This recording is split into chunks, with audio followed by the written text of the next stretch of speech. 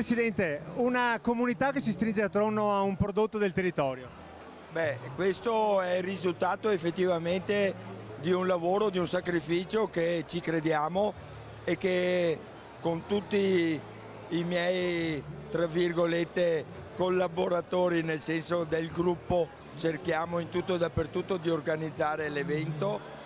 Il risultato alla fine ci gratifica, quello degli amici che ci vengono a trovare per la promozione di questo prodotto che è eccezionale, perché ormai negli anni abbiamo cercato, e anche noi nella nostra festa lo utilizziamo dall'aperitivo al dessert, e questo fiore è veramente straordinario. Lo ha detto lei durante la prima parte dell'intervista, entrando dentro questa tensostruttura c'è proprio profumo di amicizia. Sì, questa è l'altra cosa fondamentale nostra, che è quella di creare e di trovare in questa manifestazione il sorriso di tutti, perché se è vero che a tavola deve essere armonia, questa festa la crea, e dunque un orgoglio mio personale come presidente di questa associazione il fatto di avere un gruppo che posso permettermi di poter insomma rallegrarmi, perché sono straordinari. Una bella serata dove è presente anche la strada del radicchio. La strada del radicchio è sempre presente in queste occasioni, anche perché vede molti turisti che provengono da tutta Italia a degustare il nostro radicchio fatto in tanti modi, nella nouvelle cuisine, nella moda tradizionale, ma anche continuare nella promozione di questo prodotto che crea delle emozioni, e noi le emozioni li facciamo rivivere anche attraverso il nostro territorio, attraverso dei paesaggi nuovi. Pensiamo immaginare le Ville Venete, pensiamo immaginare quello che è poi il Parco del Sile. Qua siamo a Dosson di Casier, dove il Sile la fa da padrona. Quando lei parla di radicchio le si illuminano gli occhi, è proprio un prodotto che è nel sangue. Certo, ce l'ho nel sangue, è come il colore del sangue, se lei guarda, un bel rosso rubino, bellissimo. Ma perché? Perché io amo tutte le insalate, in particolar modo il radicchio, anche per la lavorazione che ha e per la purezza che ha il radicchio, in quanto è estremamente puro. E poi abbiamo visto, per concludere, che con il radicchio si può fare proprio tutto, anche delle composizioni floreali. Certo, è l'idea di quest'anno, speriamo che i fioricoltori e le fiorerie possano prendere ad esempio quello che abbiamo fatto noi, un mazzo di fiori ai nostri chef con i nostri fiori d'inverno. Alla serata di questa sera è presente il vino del Castello di Roncade. Intanto presentiamo l'azienda. L'azienda, allora, è un'azienda agricola, vitivinicola, che affonda le sue radici nel 1508, la data in cui è stata effettivamente costruita la Villa Veneta, dove questa azienda ha sede.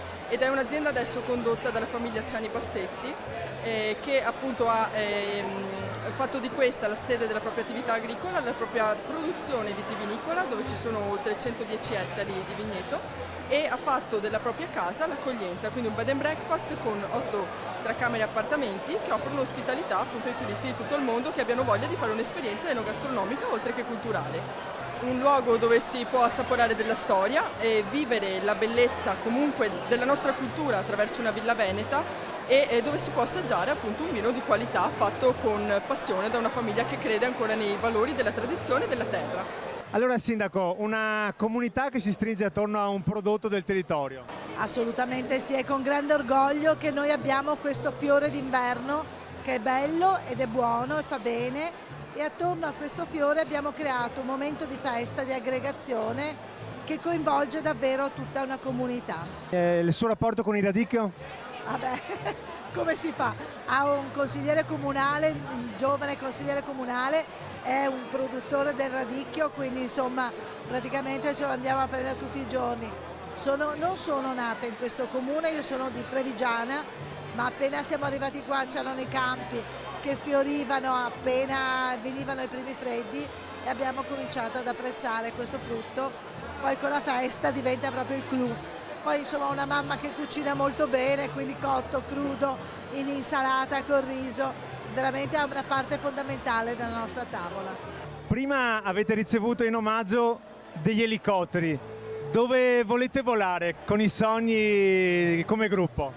Noi come nostra ambizione è sempre stata ed è quella di far conoscere il radicchio, perché 30 anni fa naturalmente penso che sia nelle nostre case che nel territorio al di fuori di questo comune si conosceva sì e no, però l'obiettivo è sempre stato, lo continuiamo a fare, quello di abbinare il radicchio, la pietanza nostra, con tutte quelle che sono le varie origini di altri prodotti. Essendo un'associazione senza scopo di lucro, quello che andiamo a ricavare vogliamo anche creare e dare qualcosa a chi meno fortunati di noi. Abbiamo fatto sabato scorso una serata con Amatrice, abbiamo fatto una serata nostra territoriale per cercare di aiutare anche il nostro territorio, perché ci sono delle difficoltà naturalmente, e questo è lo spirito proprio che